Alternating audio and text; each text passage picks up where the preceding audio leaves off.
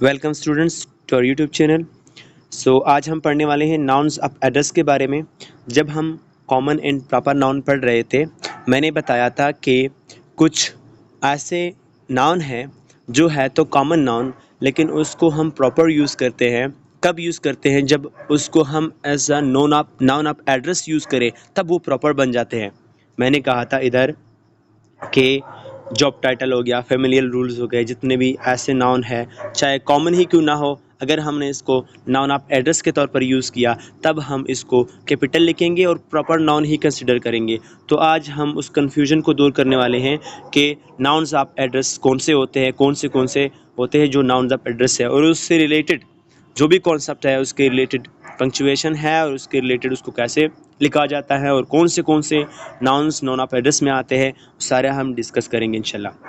Definition से शुरू करते हैं कि नाउन ऑफ एड्रेस का डेफिनेशन क्या है। Nouns of address identify the person और group being directly spoken to. Noun of address identify करते हैं उन शख्स को, उस ग्रुप्स को जिसके साथ हम डायरेक्ट बात कर रहे होते हैं, यानी एड्रेस कर रहे होते हैं। जिन लोगों को हम एड्रेस कर रहे होते हैं डायरेक्टली, वो हमारे क्या होते हैं? नाउन ऑफ एड्रेस होते हैं। जिस नाउन को हम अपने सेंटेंस में यूज़ करते हैं डायरेक्ट मुखातब करने के लिए, उस नाउन को हम नाउन ऑफ एड्रेस कहते हैं। Nouns of address identify the person और group being directly spoken to. Like interjections, they are grammatically unrelated to the rest of the sentence. Interjection के बारे में हम बाद में पढ़ेंगे, लेकिन इंटरजेक्शन जो है वो सेंटेंस से ग्रामेटिकली कनेक्ट नहीं होते, उस सेंटेंस से ग्रामेटिकली अलग होते हैं। इसी तरह same is the case with noun of address. अगर नाउन ऑफ एड्रेस को आप सेंटेंस से अलग करोगे तब भी सेंटेंस पे कोई फर्क नहीं पड़ता, क्योंकि वो ग्रामेटिकली सेंटेंस से रिलेटेड नहीं होते, वो सिर्फ एक मीनिंग दे रहे होते हैं। अगर वो ना भी हो तो सेंटेंस हमारा सही आता है। They are grammatically unrelated to the rest of the sentence. मतलब noun of address grammatically related नहीं है सेंटेंस के साथ। That is they don't modify और affect any other part of it. ये किसी दूसरे पार्ट पे ना तो इफेक्ट कर रहा है ना मॉडिफाई कर रहा है, लेकिन मीनिंग दे रहा है। तवज्जो हासिल करने के लिए हम इसको इस्तेमाल करते हैं।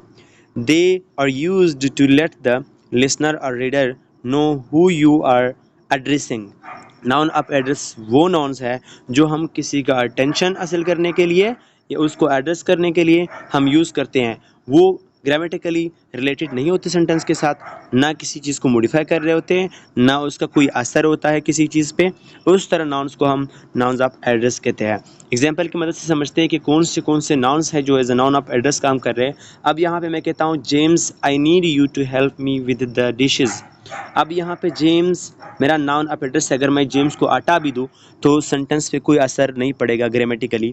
आई need you to help me with the dishes, कोई फ़र्क नहीं पड़ता। उसके बाद can I have some money mom.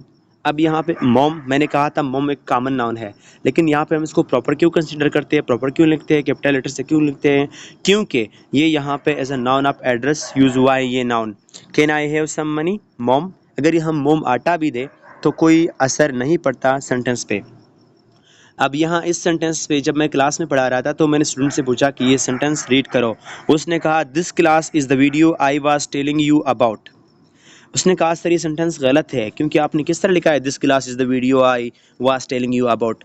मैंने कहा ये सेंटेंस बिल्कुल सही है, क्योंकि यहाँ पे class as a noun of address है। मैं इसको एक सेंटेंस कंसीडर करूँ तब गलत है, this class is the video I was telling you about. So अगर मैं इस क्लास को ऐसे करूँ कि इसको नाउन ऑफ एड्रेस के तौर पर यूज़ कर रहा हूँ एंड अट्रैक्शन की अटेंशन के लिए यूज़ कर रहा हूँ कि स्टूडेंट के अटेंशन को हासिल करूँ, या एड्रेस कर रहा हूँ किसी को, तब इसको हम यहाँ पे यूज़ कर सकते हैं और दो कामात से हम इसको अलग करते हैं।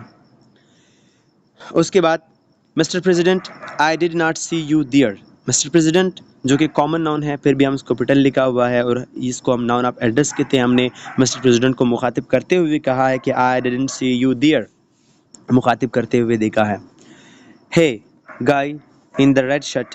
अब guy in the red shirt क्या है? एक नाउन ऑफ एड्रेस है। Guy in the red shirt noun of address है। कैन यू हेल्प मी, अब अगर हम इसको हटा भी दें है कैन यू हेल्प मी, तब भी ये सेंटेंस क्या है? सही है।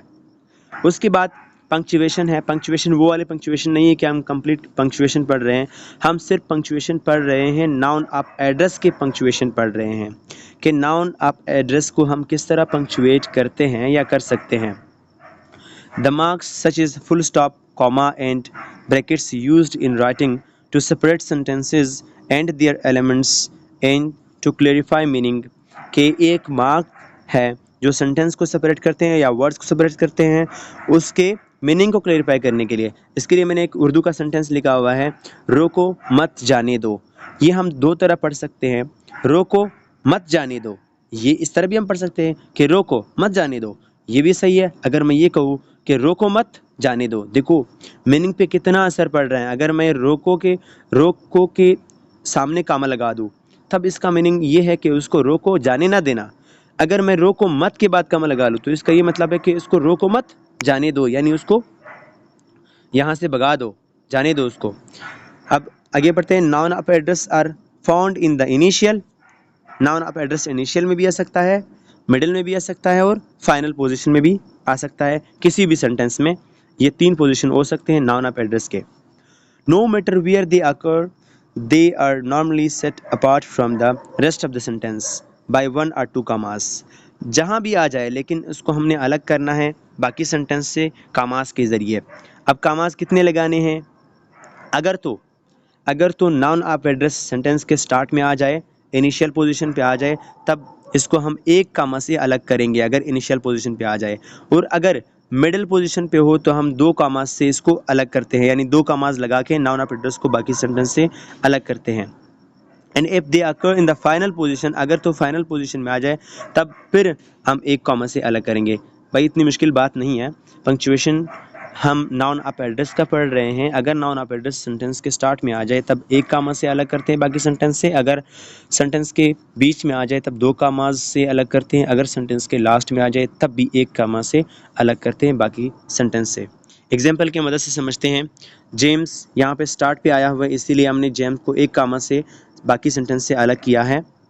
और यहाँ पे जेम्स सेंटर में है, इसीलिए हमने 2 कामाज लगा के इसको सेंटेंस से अलग किया है। और यहाँ पे डिशेस के बाद जेम्स फिर सेंटेंस के इन में आया है, फिर हमने एक कामा से अलग किया है। क्लास को फिर एक कामा से अलग किया है। दिस क्लास ये फिर सेंटेंस के बीच में है। बीच का मतलब ये नहीं कि बिल्कुल सेंटर में हो, बीच का मतलब है कि सेंटेंस के अंदर है, स्टार्ट इनिशियल और फाइनल पोजीशन पे नहीं है। तब भी हमने 2 कामा से इसको सेपरेट किया है।